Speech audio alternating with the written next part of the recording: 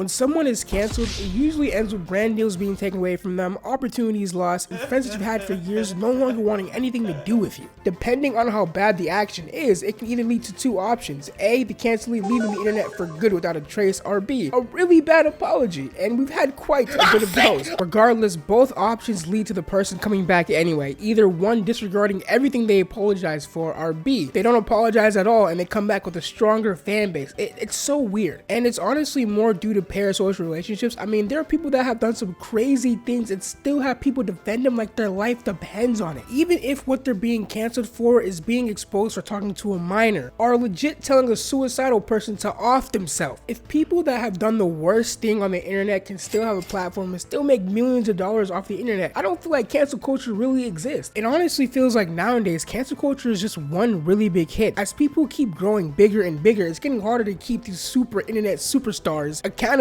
for their actions. And on top of that, cancel culture is very picky and biased on who they seem fit to cancel. So today I made a list of YouTubers who have been canceled. We're gonna see if it worked or if it didn't work. Is cancel culture even real anymore? Hopefully by the end of my video I have the answer to that question. I want your baby sucking on me. Okay, that. Alright, now listen, I know Ninja being the first pick on this list is a very odd choice, but listen, hear me out. Ninja over the years has probably had one of the worst social media declines we've ever seen on the internet. He went from being one of the biggest streamers in the world to even playing Fortnite with Drake and Travis Scott to now hating on streamers who are now bigger than he is. Like back then, I rocked with Ninja, bro. Ninja was cool, but now he's like one of those uncles that just hate you for no reason. All of that aside, the reason why Ninja's on this list in the first place is because he has a problem with saying a big no-no word, a word that's not meant for people his skin color, a word that has been passed through each generation with each new user, cultivating it and making it their own word to find a worthy successor to pass that word on to them, to make them cultivate it and make it themselves a word. He said the N-word. He just said nigga. Honestly, back then, I didn't see anybody get mad at him for this. There were now people looking at him with an obvious side eye, but no one was really trying to cancel him for this. Even when he dropped his apology for saying the N-word, tons of black streamers and creators came to his support. The support completely outshined anybody who was mad at him saying it or trying to cancel him for saying the word. I feel like the reason he got away with this so easily is because in 2018 when this all happened, the internet was just leaving the sort of dark humor, sort of edgy era of jokes. And to be fair, he wasn't the only non-black streamer caught saying the N-word. It was happening so much to the point where people just kind of stopped caring. And for that, I give him a 1 out of 5 on the cancellation scale. It was enough to ruffle some feathers, but wasn't enough to get him canceled, so 1 out of 5. Where do I even begin? Ava Tyson, formerly known as Chris Tyson, was a member of the MrBeast crew. I mean, they were there when MrBeast literally started first uploading, and I'm pretty sure was his first subscriber. Safe to say, Ava and Jimmy were locked in, but that would all come crashing down because you see, Ava had a problem. She had this weird little thing that she was into called loli, which just so happened to be illegal. And if you don't know what loli is, it's basically CP but anime. People would find these old tweets of her asking this artist named Shadman to keep making these underage photos for her. It was very clear that this was something that Ava was into for a very long time. People found this and started pressing her for some sort of answer. And for a while, it was crickets from Ava. She didn't make a response for a very long time. In her silence, MrBeast would go on and make a response, basically saying how he didn't know that Ava was doing all this and he dropped her from the company and she wouldn't be in any videos from here on out. Walk with me. It gets worse. See, people weren't buying MrBeast's response though, because how are you gonna be friends with somebody for years and not know they're on some weird shit? So then, people started looking into MrBeast, and they found some even weirder shit. In one of MrBeast's older videos, you can see the image that Shadman made for Ava on a wall in that video, with MrBeast even looking and laughing at it, clearly seeing that it's there and acknowledging it. So clearly, he had to know. This nigga was lying. Bro, from there, all hell would break loose, with people not only finding out that Ava was into some weird shit, but she was also racist, with some very bad old racist tweets being found again that would even make Frieza look at you sideways. This would then spark the entire MrBeast saga, with new allegations and new videos coming out about him every single day. Like, bro, how many MrBeast videos do you need? And to put the final nail in the coffin, a YouTuber named DogPact404 would make a 53-minute long video exposing MrBeast that would gain 15 million views. Damn. And to this day, MrBeast has yet to say anything about DogPact's video. So yeah, on the cancellation scale, I'd give MrBeast a 3.5 out of 5. But for Ava, I would give her a 5 out of 5. She got destroyed. Honestly, I think this is the one time where cancel culture has actually worked. She's not coming back anytime soon. I'd be very surprised if she came back. For MrBeast, his videos are still doing pretty well, with the majority of people not even knowing what he did or caring what he did. So yeah, 3.5 out of 5 for him. See, Pegasus, you don't need 50 videos. I explained it in like 2 minutes.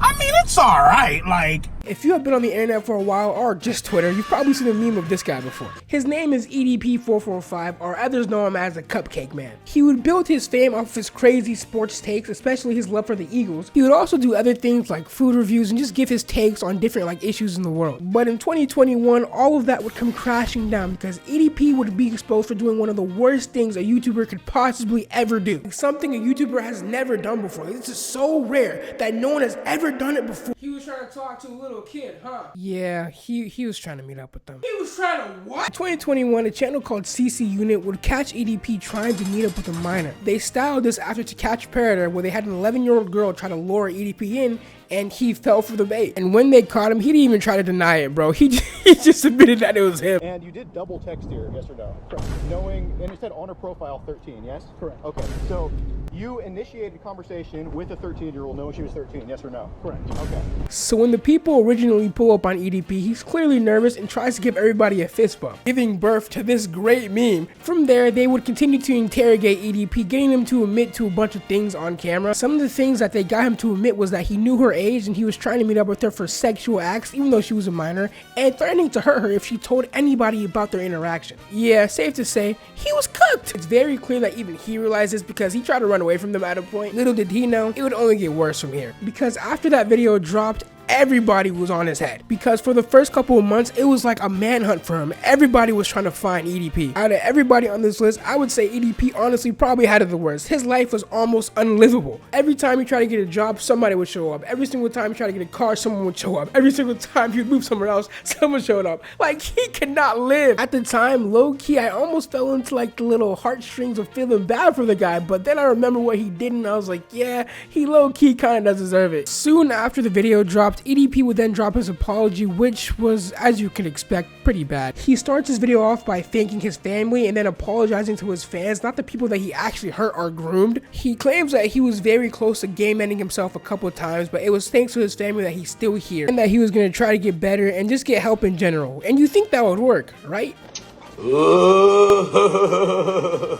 You know I had to double it. Since he was banned from YouTube, EDP would think to make his own website where he would post his own content, just trying to make money from it again. He would post videos on there trying to blame the people that caught him from setting him up and just being weird. And it gets even worse because EDP was caught trying to talk to a minor again. And from there, it just kind of seemed like everybody just lost all respect or stopped caring about EDP in general. It's clear that he doesn't want to change and he's just going to stick to being who he is, I guess. Right now, he does have an active YouTube channel where he does post quite often, with the videos mainly consisting of like random topics like top 300 corn stars, and he's dead serious about that list as well. I watched some of the video for this video and dog, his comments just seem to be filled with people just trolling him now, so I guess he still has some sort of fan base, I guess. But on the cancellation scale, I think I would give EDP probably a 3.8 out of 5. He did get canceled pretty hard, but at the same time he was able to come back with a fan base that still cares for him and still wants to see more of him, so yeah, 3.8 out of 5.